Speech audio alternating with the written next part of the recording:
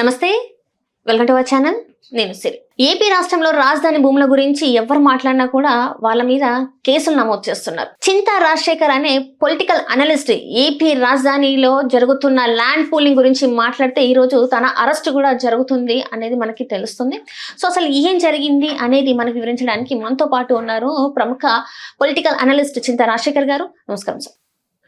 ఇందాక చెప్పినట్టు ఏపీ రాజధాని అంశంలో ల్యాండ్ పూలింగ్ విషయంలో ఏదైతే ఉందో దాని గురించి మీరు మాట్లాడారు.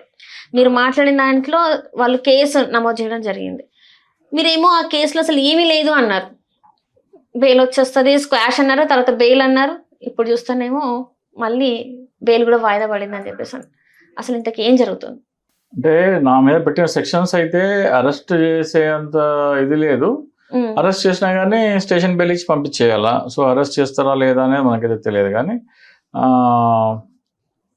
పోయిన వారం క్వాష్ పిటిషన్ కోసం అప్లై చేస్తే అది క్వాష్ అయితే అవ్వలేదు. సో క్వాష్ అవ్వలేదని అరెస్ట్ ఏమైనా చేస్తారేమో అని మళ్ళీ సోమవారం నాడు మంగళవారం నాడు అప్లై చేస్తే నిన్న వచ్చింది. అది కూడా వచ్చే బుధవారం కోసం వాయిదా పడింది. సో బెయిల్ కూడా వచ్చే బుధవారం నాడు తెలుస్తుంది వస్తుందా రాదనేది. సో ఇక్కడ విషయం ఏంటంటే కేసు అయితే అంత పెద్ద సీరియస్ కేసు ఏమీ కాదు. ఫస్ట్ ఆఫ్ ఆల్ నేను చేసింది మార్ఫింగ్ కాదు, అది క్యారికేచర్. అలాగే పవన్ కళ్యాణ్ కానీ చంద్రబాబు నాయుడు కానీ ఏమైనా సరే వాళ్ళ పరువుకి నష్టం కలిగించుంటే వాళ్ళు మాత్రమే కేసులు పెట్టాలా. వాళ్ళని విమర్శిస్తే మా మనోభావాలు దెబ్బతిని ఎవరు థర్డ్ పార్టీ పెట్టడానికి లేదు అని నల్లబాలు వర్సెస్ తెలంగాణ గవర్నమెంట్ మధ్యలో జరిగిన కేసులో తీర్పు ఉన్నది. దాంట్లో సుప్రీంకోర్టు గైడ్లైన్స్ ఇచ్చింది. సో అరెస్ట్ అయితే చేయకపోవచ్చు అని నేను అనుకుంటున్నా. కానీ బెయిల్ రాకపోవడం అనేది కొద్దిగా ఇక్కడ చూసుకున్నట్టయితే మీరు అన్నట్టు నల్లబాలు వర్సెస్ తెలంగాణ రాష్ట్రం చూసుకున్నట్టయితే ఇక్కడ తెలంగాణ రాష్ట్రానికి ఇచ్చేసింది. సోషల్ మీడియాలో వచ్చే ఏవిటి కూడా మీరు అరెస్టులు చేయాల్సిన అవసరం లేదు, వ్యక్తిగతంగా వాళ్ళ ఇష్టంగా మాట్లాడతారని చెప్పేసి. కానీ ఇక్కడ మరి చెప్పలేదు కదా సార్, ఏపీ రాష్ట్రం గురించి చెప్పలేదు కదా సార్. ఏపీ రాష్ట్రం అంటే సుప్రీంకోర్టు తీర్పిస్తే ఏపీ రాష్ట్రానికి తెలంగాణ రాష్ట్రానికి అట్లా ఉండదమ్మా. అంటే సుప్రీంకోర్టు తీర్పు అంటేనే అన్ని రాష్ట్రాలకి వర్తిస్తుంది. కానీ ఆ సుప్రీంకోర్టు గైడ్ లైన్స్ అన్ని రాష్ట్రాలకి వచ్చి అన్ని రాష్ట్రాలు అన్ని డీజీపీ గారు ఏం చేయాలి, అందరు ఎస్పీలకు పంపిస్తే ఎస్పీ నుంచి అన్ని పోలీస్ స్టేషన్కి వెళ్ళే టైం గ్యాప్ అవ్వచ్చు. ఎందుకంటే ఇది మొన్న February 2 అప్పుడు వచ్చింది. సో మనం ఇంకా ఫిబ్రవరిలో ఉన్నాం. సో సుప్రీంకోర్టు గైడ్ లైన్స్ అనేవి ప్రతి పోలీస్ స్టేషన్కి చేరినాయా లేదా అనేది మనము ఇంకా నిర్ధారణ కాలేదు. ఎందుకంటే సుప్రీంకోర్టు గైడ్ లైన్స్ ఏమవుతుంది, అక్కడ సుప్రీంకోర్టు నుంచి అన్ని హైకోర్ట్స్కి వెళ్తుంది, హైకోర్ట్స్ నుంచి మళ్ళీ డీజీపీ ఆఫీస్కి వెళ్తుంది, డీజీపీ ఆఫీస్ ఏమో డీజీపీ ఆఫీస్ ఎస్పీలకి డిఎస్పీలకి అట్లా కిందకి రావడానికి టైం పడుతుంది. సో బహుశా అది ఇంకా వచ్చి ఉండదు. ఎందుకంటే మన కేసు పెట్టింది ఎప్పుడు 12న, ఈ నల్లబాలు జడ్జిమెంట్ వచ్చింది ఎప్పుడు 2న.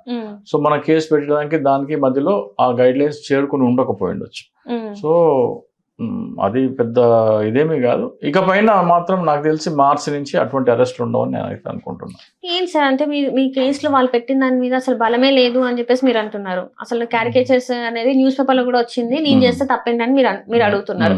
మరి అది ఎందుకు మీరు నిరూపించుకోలేకపోతున్నారు? ఏంటి అసలు ప్రాబ్లం ఎక్కడ వచ్చింది అసలు? అంటే అది కోర్టులో మేబీ 5వ తారీఖు వాదనలోకి వస్తాయేమో చూడాలి. ఎందుకు మరి ఆ రోజు నుంచి ఈ రోజు వరకు నెక్స్ట్ మంత్ వరకు కూడా ఎందుకు ఇలా అవుతుంది? అది పెద్ద కేసు ఏం కాదమ్మా, పెద్ద కేసు కాదా అనుకుంటే మరి ఆ రోజే ఫస్ట్ ఎప్పుడైతే కేసు నమోదైందో క్వాష్ అన్నారు, తర్వాత బెయిల్ అన్నారు, ఇప్పుడు చూస్తే మళ్ళీ వాయిదా అంటున్నారు. పెద్ద కేసు కాకపోతే ఎందుకు సార్ మరి ఇంతగానో? పెద్ద కేసు అంటే వెనకాల ఉన్న కేసు అయితే పెద్దదే, పెట్టిన కారణం చిన్నం కాదు. ఇప్పుడు తెలుగులో ఒక సామెత ఉంది, అత్త తిట్టిందని కాదు తోడిగొడలు నవ్వింది అని వచ్చేసా. సో నేను పెట్టినది ల్యాండ్ పూలింగ్ అవినీతి మీద లోపల బాధ వాళ్ళకి. ఇదేంటి 5 లక్షల కోట్ల అవినీతి అంటున్నారు, అదే అసలు అది చెప్పాలా. కానీ అది బయటికి చెప్పలేరు. ఎందుకు చెప్పలేరు? అది అవినీతి ఉంది కాబట్టి చెప్పుకోలేరు. దాని గురించి ఎక్కువ మాట్లాడితే ఏమవుతుంది, పబ్లిక్ ఇంకా ఎక్కువ మందికి తెలుస్తుంది. కాబట్టి అది వాళ్ళ ప్రాబ్లం. అది చెప్పకుండా వేరే కేసులు పెట్టాలంటే ఇటువంటి చిన్న కేసులు పెట్టడమే తప్ప వేరే ఉండదు. సో నాకు తెలిసి పెద్ద ఇబ్బంది ఏమి ఉండదని నేను అనుకుంటున్నా. కానీ మీరు ఎందుకు మరి దాక్కోవాల్సి వస్తుంది? దాక్కోలేమని నేను ఉన్నాను. నా మీద ఎఫ్ఐఆర్ అయిన తర్వాత 4వ ఇంటర్వ్యూ. ఎక్కడ దాక్కున్నాను? భయం లేదైతే మీకు? నేను చెప్పాను కదా, పోలీసులు వస్తే బొకే ఇచ్చి వెల్కమ్ స్వాగత్ ఇచ్చి వాళ్ళకి టీ కాఫీ ఇచ్చి వాళ్ళతో బుక్ ఇస్తున్నట్టు ఫోటో దిగి ఆ ఫోటో కూడా సోషల్ మీడియాలో పెట్టి ఎందుకు ఇప్పుడు ఇంతగానో మీరు అరెస్ట్ దాకా తెచ్చుకొని ఎందుకు ఇంత శ్రమ పడుతున్నారు దీని మీద? ఎందుకు ఇంత మీరు ఇంకా మొండి పట్టుకొని జైలుకి వెళ్ళా? ఇప్పుడు ఒకవేళ సపోజ్ అరెస్ట్ అయ్యారు అనుకో, మీరు మీ ఫ్యామిలీ దూరం అవుతారు, జైల్లో ఎన్ని రోజులు ఉండాల్సి వస్తుందో తెలియదు. దేనికోసం ఇంత పోరాటం చేస్తున్నారు మీరు అసలు? దీనికోసం ఇంత పోరాటం చేస్తున్నాం అంటే పాలిటిక్స్ ఒక ప్యాషన్. ముఖ్యంగా 5 కోట్ల మంది ప్రజలకి దోచుకుంటున్నారు, అమాయక ప్రజల్ని దోచుకుంటున్నారు మెయిన్ ఉద్దేశం. సో అది ప్రజలకు చెప్పాలనే ఒక ఇంటెన్షన్. అండ్ ఇక్కడ విషయం ఏంటంటే చంద్రబాబు నాయుడు అడ్డగోలుగా దోచుకుంటా కూడా మీకు మేలు చేస్తున్నా అని దాన్ని రివర్స్ చెప్తున్నాడు. మీకు ఇంకా అర్థం కావాలంటే ఒక రైతు ఉన్నాడమ్మా, ఆయన ఒక 25 ఎకరాలు సంపాదించిండు. అక్కడ ఒక 5 ఎకరాలు, అక్కడ ఒక 5 ఎకరాలు, అక్కడ ఒక 5 ఎకరాలు, 25 ఎకరాలు సంపాదించాడు. ఆయనకు 5 కొడుకులు. ఒక్కొక్క కొడుకుకి ఒక్కొక్క ఎకరం ఒక్కొక్క పొలం ఇచ్చేసాడు. ఒక్కొక్క పొలంలో 5 ఎకరాలు ఉంటాయి. సో ఏం చెప్పారంటే, రే బాబు, నేను ఒక్కొక్కటి మీద ఒక 5 ఎకరాలు ఇచ్చినప్పటికీ ఎవరు ఏ పొలం అనుకున్నా కానీ దాన్ని 5 భాగాలు చేసి పంచుకోండి, అన్నిట్లో అందరికీ వాటా ఉంటుందని చెప్పినాడు. సరే అయిపోయినాడు, ఆయన కాలం చూసినాడు, అయిపోయింది, ఆయన వెళ్ళిపోయినాడు. సో ఒక పెద్ద కొడుకు పొలం దగ్గరేమో హైవే పడ్డది. అనుకున్న హైవే పడితే ఏం చేసిండు ఆయన, 4 తమ్ముళ్ళని పిలిచి, అరే ఇక్కడ హైవే పడ్డది కదా, ఇక్కడ 5 ఎకరాల్లోకి వెళ్ళి 1 ఎకరంలో నేను మంచి మాల్ కడతాను, మాల్ కట్టి అందులో మనం ఇది చేద్దామని అంటే అందరూ సరే సరే అంట. మరి ఎట్లరా, నా దగ్గర అయితే డబ్బులు లేవు, మీరు ఏం చేస్తారంటే మీ పొలాలు ఉన్నాయి కదా, మీ పొలాల మీద లోన్ పెట్టేసేసి నాకు డబ్బులు ఇస్తే ఆ డబ్బులతోనే మాల్ కడదాము అంటే అందరు 4 తమ్ముళ్ళు ఏం చేస్తారంటే వాళ్ళ పొలాల మీద బ్యాంకు లోన్ తీసి ఒక 10 కోట్లు 40 కోట్లు ఇస్తాడు. పెద్ద ఆయన 5 ఎకరాల నుంచి 1 ఎకరంలో మాల్ కడతారు. మాల్ కట్టేసిన తర్వాత మాల్ ఫుల్ సక్సెస్ అయిపోతుంది. సరే మాల్ సక్సెస్ అయిపోయిన తర్వాత లాభాలు బాగా వస్తూ ఉంటాయి.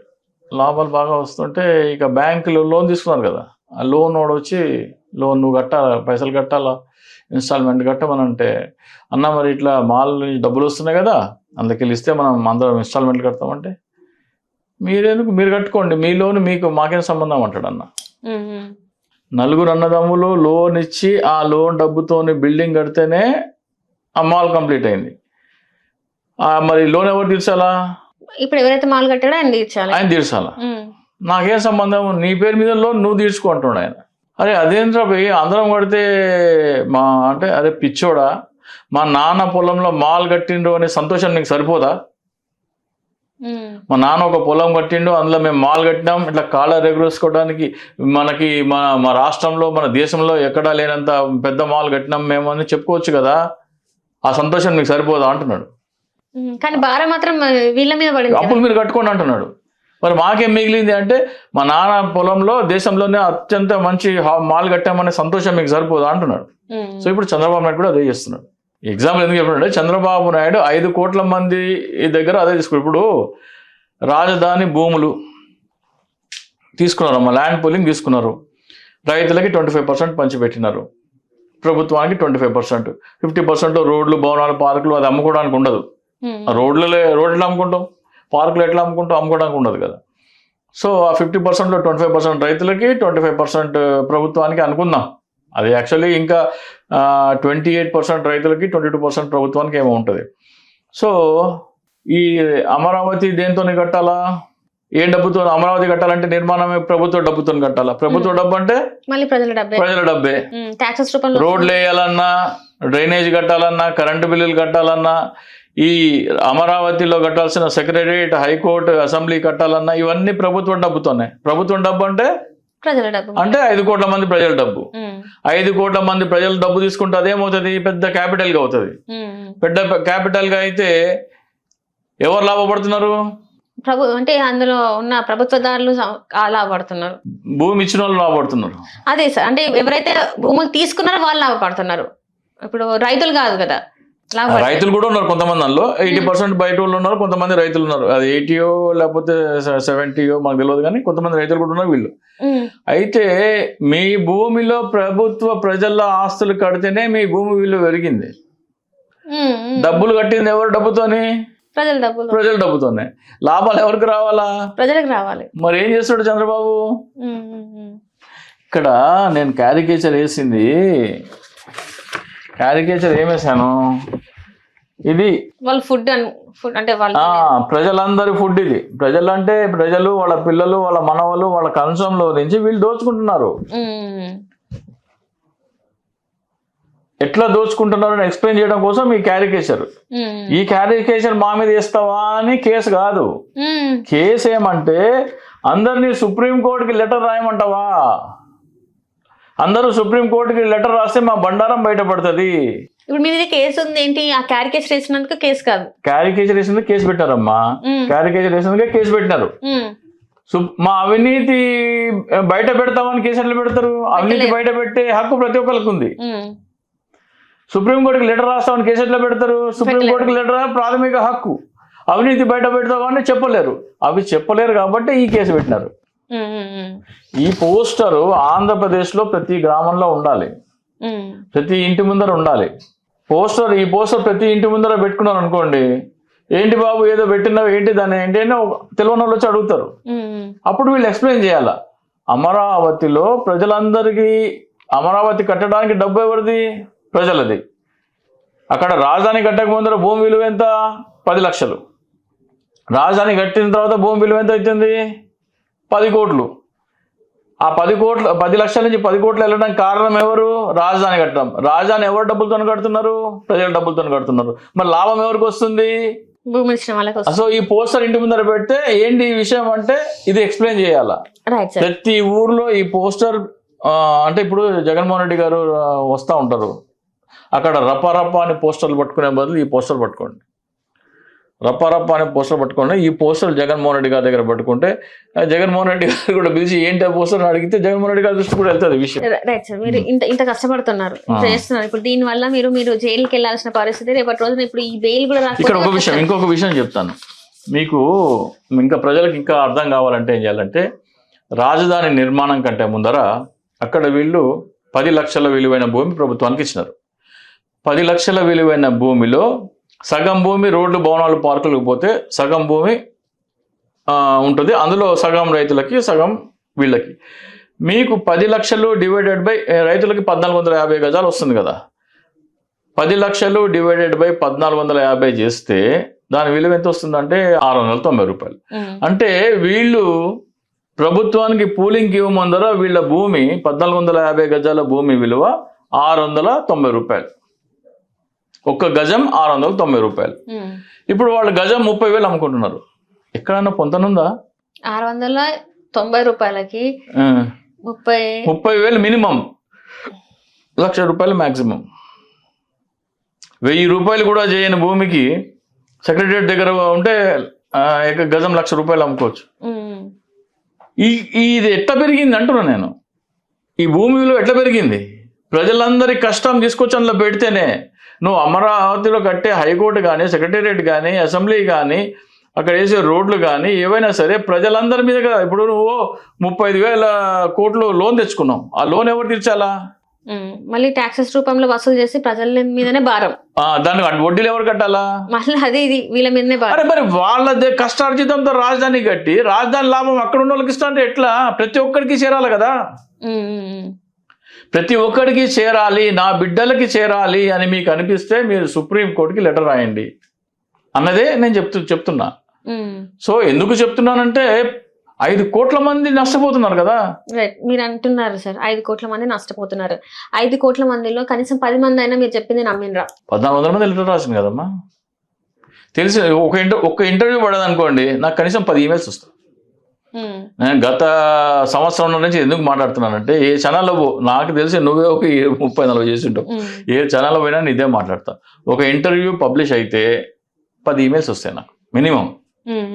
10 ఈమెయిల్స్ మందికి నేను లెటర్ రాసిన అనుకోండి, 10లో కనీసం 5 మంది రాసి నాకు స్లిప్ రిసీట్స్ పంపిస్తారు. సో ప్రజలు నమ్మిన అంటే ప్రజలు మొత్తం వీడియో చూసి మొత్తం అర్థం చేసుకుంటే ఖచ్చితంగా నమ్ముతారు. సో అది ఊరూరికి ఎప్పుడైతే మొన్న ఒక వ్యక్తి ఫోన్ చేశారు, నువ్వు ఫేస్బుక్లో పెడితే అన్నా, నువ్వు ఫేస్బుక్లో పెడితే నీ మీద కేసు పెడితే నేను మా ఇంటి ముందర ఫ్లెక్సీ పెడతా అన్న, ఆ పీడిఎఫ్ పంపిండి అన్నారు. నాకు పంపించలేదు, ఇంకా మర్చిపోయాను, నేను పంపిస్తాను నేను. సో అట్లా ఊర్లో సపోజ్ అతను పెట్టిండు అనుకోండి, అది చూసిన అనుకోండి, స్టేట్ అంతా ఈ ఫ్లెక్సీలు పెడితే ఇంటి ముందర.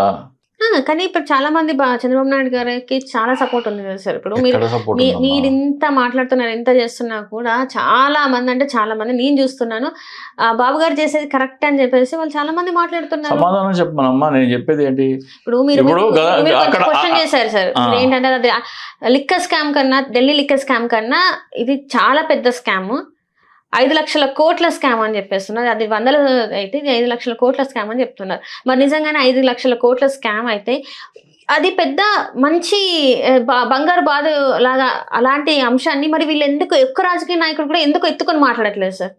అది జగన్మోహన్ రెడ్డి గారి దగ్గర చేరిందో లేదో ఒకటి విషయం చేరి ఉండాలి కదా, ఆయన దాకా ఈ విషయం, ఈ టాపిక్ ఇట్లా ఉందని చేరితే డెఫినెట్గా టేకప్ చేస్తారని అనుకుంటున్నాను.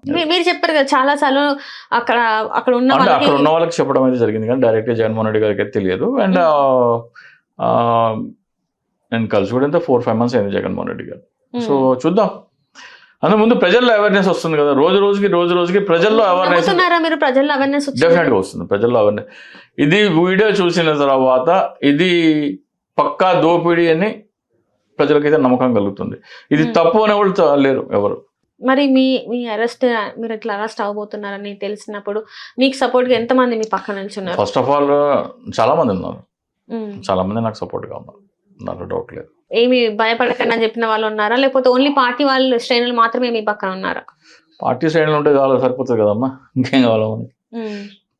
అది నమ్మిన వాళ్ళు లెటర్స్ రాస్తున్నారు, లీగల్ సపోర్ట్ పార్టీ వాళ్ళు ఇస్తున్నారు, ఇంకేం కావాలా మనకి?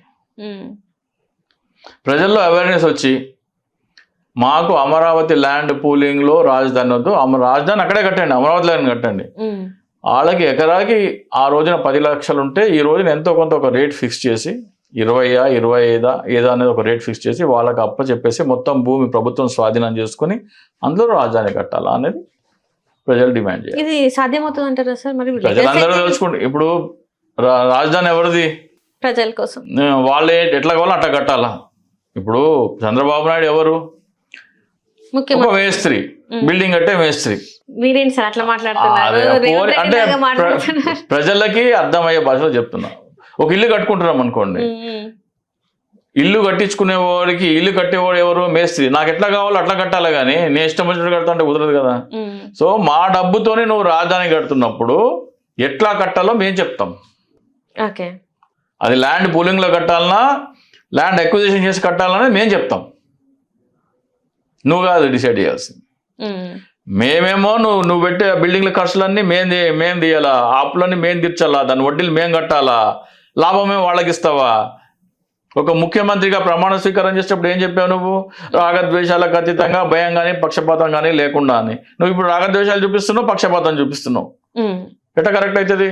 ఇది పక్కా స్కామ్ అది. సో ప్రతి పౌరుడు బుర్రలో అది ఫిక్స్ అయ్యే వరకు నేను చెప్తాను, ఒక స్టేజ్ వరకు నేను కష్టపడాలి. ఒక స్టేజ్కి దాటిన తర్వాత అది ఊపు అందుకుంటే అది ఇంకా నడుస్తుంది. ప్రజలు పికప్ చేసుకుంటే అది ఇంకా ఆగదు. చూద్దాం సార్, మరి రేపటి రోజున మరి మీకు బెయిల్ శాంక్షన్ అవుతుందో లేకపోతే ఇంకా మరి ఏమవుతుంది అనేది ఇంకొన్ని రోజులలో తెలిసిపోతుందా? 5వ తారీఖు తెలిసిపోతుంది. 5వ తారీఖు తెలిసిపోతుంది. మరి 5వ తారీఖు తర్వాత మీరు ఒకవేళ మాకు అందుబాటులో ఉంటే ఖచ్చితంగా మీతో నేను మళ్ళీ ఒక ఇంటర్వ్యూ ప్లాన్ చేస్తాను sir. Okay sir, thank you sir. నమస్తే. హలో, తెలుగు రాజ్యం ఛానల్ చూస్తున్నారా? సామాజిక, రాజకీయ, జీవన చిత్రణే తెలుగు రాజ్యం. అతిశయోక్తులు, అసత్యాలు ఉండవు. రాజకీయ కోణం కాదు, ప్రజా కోణమే కొలబద్ద. తెలుగు రాజ్యం వీక్షణ నీ ఉత్తమ అభిరుచికి నిదర్శనం.